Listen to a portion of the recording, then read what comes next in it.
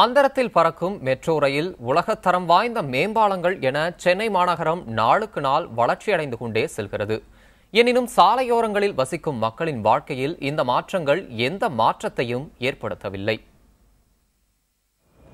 தமிழகத்தின் தலைநகரான சென்னையில் அனைத்து தரப்பு மக்களும் வசிக்கின்றனர். பொருளாதார ரீதியாக வசதி படைத்தவர்களுக்கு மத்தியில் நடைபாதைகளையே வீடுகளாக கொண்ட மக்கள் கூட்டமும் சென்னையில் இருக்கிறது. பிழைப்புக்காக சென்னை வந்து 2 தலைமுறைகள் கடந்தும் தங்கள் வாழ்வில் ஏற்றம் ஏற்படவில்லை என்கின்றனர் பெரும்பாலான சாலையோரவாசிகள். எனக்கு ஊடா வாசலா எதுவுமே கிடையாது. இதே பிளாட்பாரத்தில் தான் படுத்துன்னு கிடக்குறேன். 2 பையன், ஒரு பொண்ணு. என் பொண்ணுக்கு 6 புள்ள. அதுல 1 செத்துடுச்சு. 5 புள்ளையும் அந்த ஹைகோர்ட் கேட்டான தான் வச்சுன்னுக்கிறோம். எங்களை யாரும் என்ன ஏதுன்னு யாரும் கேட்கல. நாங்க பூ வித்து சம்பாதிக்கிறது, சாப்பிடுறது பிளாட்பாரத்தில் தான் படுத்துக்கிறோம். நடை மேடைகளில் தூங்குவதால் பலவித இன்னல்களை சந்திக்க நேரிடுவதாக சாலையோரவாசிகள் வேதனை தெரிவிக்கின்றனர். வாகனங்களால் விபத்து ஏற்படுமோ என்ற மரண பயத்திலேயே இரவு நேரத்தை கழிப்பதாகவும் கூறுகின்றனர். வீடு இருந்ததுன்னா இங்க தானே பாத்ரூம் இருக்குது. சில நேரத்தில் தண்ணி வராது, குளிக்காத மூஞ்ச கால கைண்டா ஸ்கூலுக்கு போவோம். சில நேரத்தில் பாத்ரூம் இருக்காத ரொம்ப கஷ்டமாயிடும். சில நேரத்தில் மழை வரும். வீடு இருந்ததுன்னா வீட்டில் இருப்போம். வீடு தண்ணி இருக்குது, பாத்ரூம் இதெல்லாம் போகலாம். இங்க இருக்க ரொம்ப கஷ்டமா இருக்கு. வானத்தையே கூரையாக கொண்ட தாங்கள் மழைக்காலங்களில் இரவின் போது விழித்திருக்கும் நேரமே அதிகம் என்கின்றனர். குடியிருப்பதற்கு வீடு கேட்டு பல முறை விண்ணப்பித்தும் எந்த பலனும் இல்லை என குற்றம் சாட்டுகின்றனர் சாலையோரவாசிகள். எங்களுக்கு வீடு வரலீங்களா? உண்ணா வீடு வந்தா நாங்க ஏன் இங்க வர போறோம்? வீட்டுல தானே இருப்போம். எங்களுக்கு வீடே வரல. எல்லாமே இங்க தான் இருக்கணும். ஆனா இங்க மட்டும் வீடு வர, எல்லாருக்குமே வீடு வந்துச்சுன்னா இங்க இருக்கிறவங்க யாருக்கும் வீடு வரல. நாங்களும் எத்தனாட்டி போட்டாலாம் பூச்சி குத்துக்கிறோம், எழுதினா போய்க்கிறாங்க. இது வரைக்கும் வீடா எதுவுமே கிடையாது. இங்கதான் காத்து சில மழை சில இங்கதான் பத்துனுக்கிறோம். பிழைப்பிற்காக சென்னை வருபவர்கள் தங்குவதற்காக தங்கும் விடுதி அமைக்கப்பட்டிருந்தாலும் அது குறித்து முறையாக விழிப்புணர்வு ஏற்படுத்தவில்லை என்ற குற்றச்சாட்டும் எழுந்துள்ளது. இதுபோன்று சாலையில் படுத்து உறங்குபவர்களை வெறும் வீடற்றவர்களாக மட்டும் கருத முடியாது.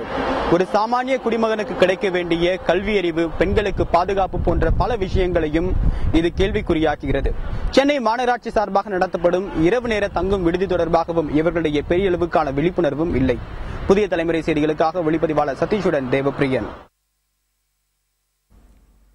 சாலையோரங்களில் வசிக்கும் மக்கள் சந்திக்கும் பிரச்சனைகள் குறித்து பார்த்தோம். இந்நிலையில் அவர்களின் கோரிக்கைகள் தொடர்பான தகவல்களை நமது செய்தியாளர் தேவப்பிரியனிடம் கேட்கலாம்.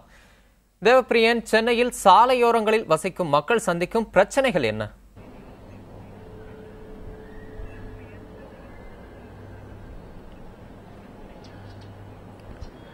தமிழரசன், தற்போது நான் பிராட்வேல இருக்கிறேன். எனக்கு பின்னாடி இருக்கக்கூடிய காட்சிகளை பார்க்க முடியும். இந்த ஒரு குறுகிய வட்டத்திற்குள்ளாக ஒவ்வொரு வண்டியிலும் சுமார் 2 பேர் வீதம் சுமார் 50க்கும் மேற்பட்டோர் தற்போது இந்த இடத்துல படுத்து தூங்கிட்டு இருக்காங்க. இது மட்டும் இல்லாம இந்த இடத்துல இருக்கக்கூடிய சுத்தி என் காலை சுத்தி கிட்டத்தட்ட 4-5 பெருச்சாலைகள் வேற சுத்திட்டு இருக்கு. இதுதான் இவங்க இப்ப உறங்கிட்டு இருக்கக்கூடிய நிலை. இது மட்டும் இல்லாமல் மழைக்காலங்கள், வெயில் காலங்கள் என்ற எல்லா இயற்கை பேரிடர் காலங்களிலும் இவங்க தான் தூங்கிட்டு இருக்காங்க. இதனால நிறைய நோய் ஏற்பட்டு மஞ்சள் காமாலை போன்ற டைபாய்டு போன்ற பல்வேறு தொந்தரவுகள், உடல் உபாதைகள், நோய்கள் என்று எல்லா சிரமங்களையும் சந்திச்சுதான் அவங்க வாழ்க்கையை கடந்துட்டு இருக்காங்க அப்படின்னு சொல்ல முடியும். அது மட்டும் இல்லாம குறிப்பா இன்னைக்கு சற்று நேரத்திற்கு முன்பு கூட மழை பெய்தது. அந்த மழையின் போது இங்க படுத்துட்டு இருந்த நிறைய பேரு வேறு இடம் தேடி நிறைய இடத்துல அலைஞ்சிட்டு நம்மளால நேரடியாக பார்க்க முடியுது. பல பேர் நம்ம பேசின போது என்ன சொல்றாங்க அப்படின்னா, பிறந்ததுல இருந்தே நாங்க தான் தங்கிட்டு இருக்கோம். இதனால எனக்கு அடிப்படை, நான் பிறந்ததுல இருந்து இந்த இடத்துல தான் வாழ்ந்துட்டு இருக்கேன், எனக்கு இந்த இடத்த தவிர வேற எதுவுமே தெரியாது அப்படின்ற ஒரு விஷயத்தையும் முன்னாடி வைக்கிறாங்க. அது மட்டும் இல்லாமல் இது மறைமுகமான வெவ்வேறு விதமான தாக்குதலை ஏற்படுத்துகிறது. குறிப்பா இங்கு வளரக்கூடிய குழந்தைகளுக்கும் சரி, மாணவர்களுக்கும் சரி, பெரிய அளவுக்கான கல்வி அறிவு அப்படின்றது ஒரு மிகப்பெரிய கேள்விக்குறியாதான் இருக்கு.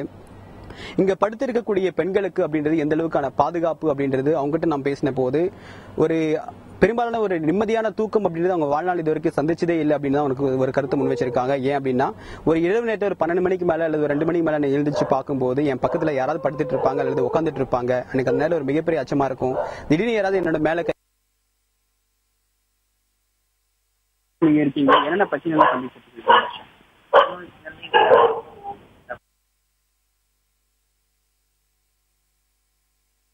தேவப்பிரியன், களத்திலிருந்து நீங்கள் வழங்கிய தகவல்களுக்கு நன்றி.